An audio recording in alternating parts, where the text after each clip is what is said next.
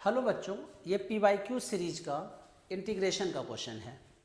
Late function of x is equal to integration of x cube root under 3 minus x square D x if 5 into function of root 2 is equal to -4 then function of 1 क्या होगा।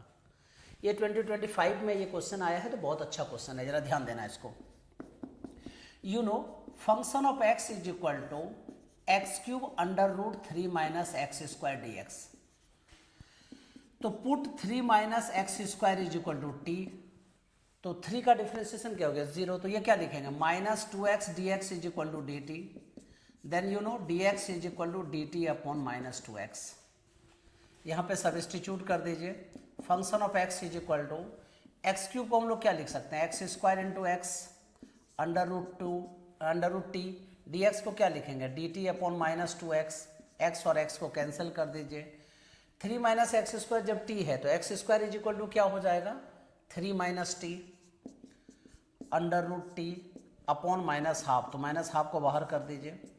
You know -half integration of 3 root t minus t और root t, तो क्या हो गया t to the power 3/2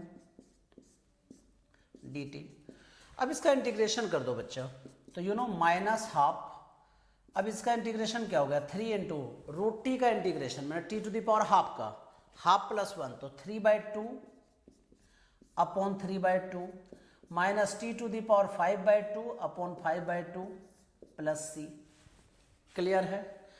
अब 3 और 3 को कैंसिल कर दीजिए, ठीक है। तो ये क्या हो जाएगा 2 को ऊपर लेके चले गए तो -half into 2 into t to the power 3/2 -2 upon 5 into t to the power 5/2 plus C.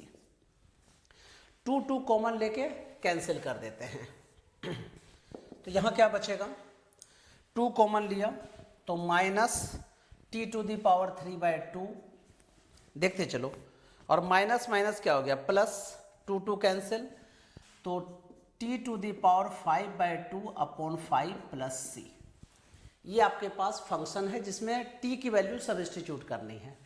Then you know -3 minus x square to the power 3/2 plus 1 upon 5 3 minus x square to the power 5/2 plus C. You know this one is the function of x। Clear है। Function of x आ चुका है।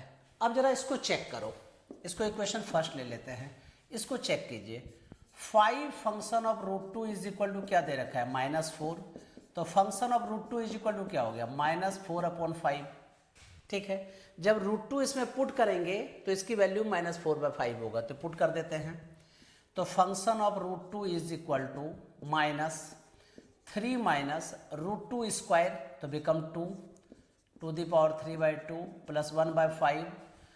3 minus root 2 का square क्या हो गया बच्चा 2 to the power 5/2 plus C is equal to -4/5। यहां तक क्लियरिटी है।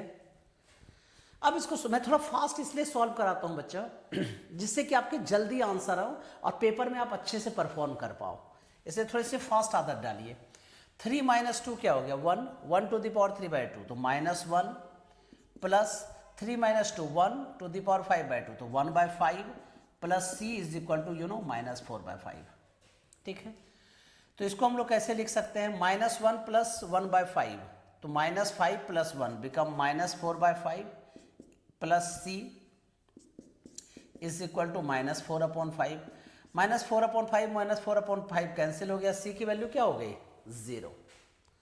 तो अब सी की वैल्यू इक्वेशन 1 में पुट कर देते हैं, तो फंक्शन ऑफ x क्या हो गया you know -3 minus x square to the power 3/2 plus 1/5 into 3 minus x square to the power 5/2। हमें क्या चाहिए फंक्शन ऑफ 1 की वैल्यू चाहिए, you know function of 1 is equal to, अब जहां जहां x है वहां पे 1 पुट कर दीजिए, यू नो।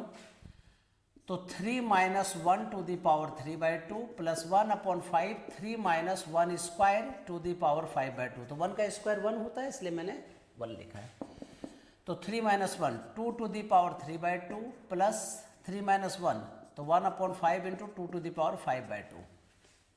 ठीक है, अब देखो -2 टू द पावर 3/2 का मतलब क्या हो गया 2√2, 2 टू द पावर 5/2 का मतलब क्या हो गया देखो 2 स्क्वायर एंड 2 पे पावर हाफ, मतलब 4√2/5.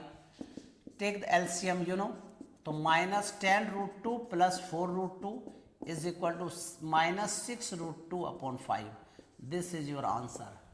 तो -6√2/5 your answer is D number. ठीक है.